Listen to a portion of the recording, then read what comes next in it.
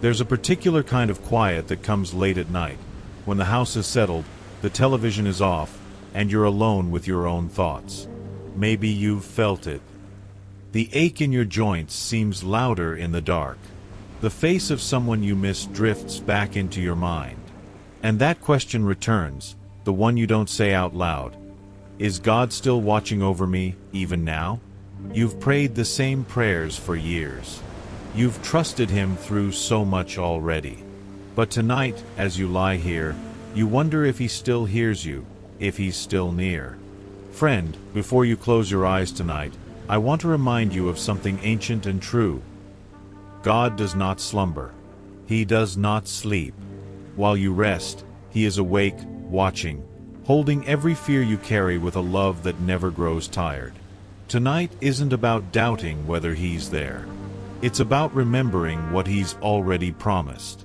And by the time we finish, I pray you'll feel something you may not have felt in a while. The peace of knowing you are never truly alone in the dark. There's a reason so many burdens seem to grow heavier once the lights go out. During the day, we have distractions, conversations, chores, the noise of ordinary life that keeps our minds occupied. But at night, when everything grows still, the things we've been carrying finally have room to surface. The pain in your body seems sharper. The worry about a loved one feels louder. The memory of someone you've lost returns, uninvited, and settles beside you in the dark. If this sounds familiar, you are not alone, and you are certainly not forgotten. The psalmist David knew this same struggle. He wrote many of his prayers in the middle of trouble, in seasons when sleep didn't come easily and his heart was heavy.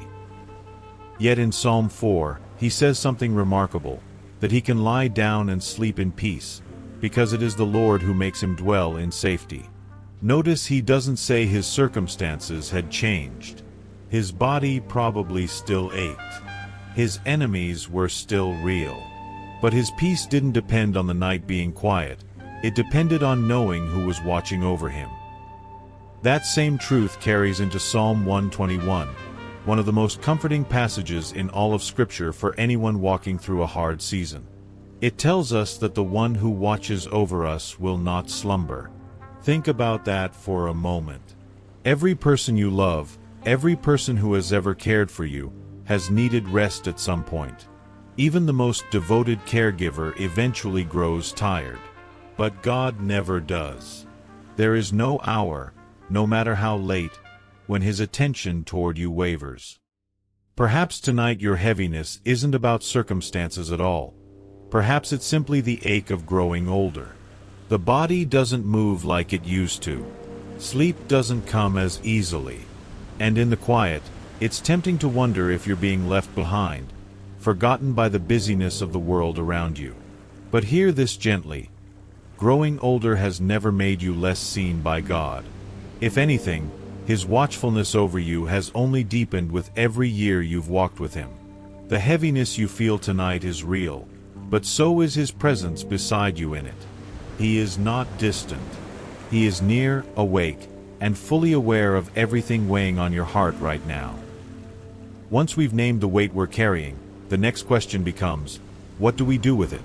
So many of us have spent a lifetime being the strong one, the one who held the family together, who solved the problems, who carried others through their hardest days. And now, in these quieter years, it can feel strange, even uncomfortable, to simply let go and rest. But Scripture gives us a gentle instruction that isn't about weakness, it's about wisdom. Peter writes that we're invited to cast all our anxiety on Him, because He cares for us. Not manage it alone. Not carry it quietly so no one else has to worry. Cast it the way you'd set down something heavy you've been gripping for far too long.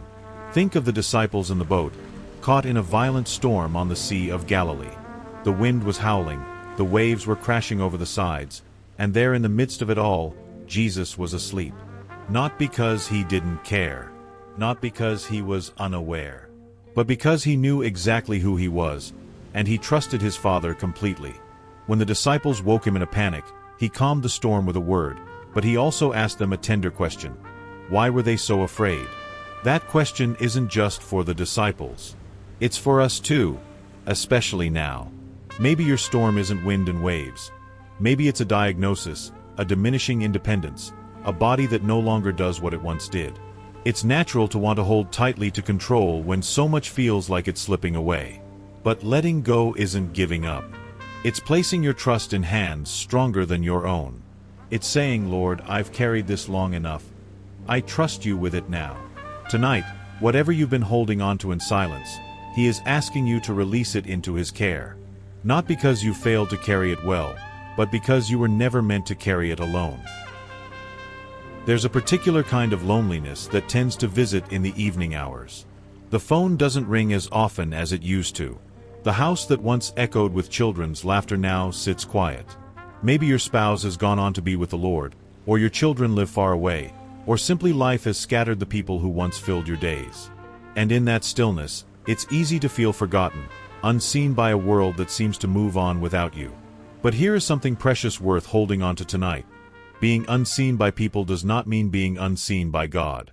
The psalmist captures this so beautifully in Psalm 139. He writes that God knew him before he was ever formed, that he is intimately acquainted with every one of his ways, and that even in the darkness, nothing is hidden from him. Darkness is not dark to God. He doesn't need the light on to know exactly where you are and exactly what you're feeling. He sees you at your kitchen table eating alone. He sees you in the empty side of the bed. He sees the tears you cry when no one else is watching. And He is near in every single one of those moments.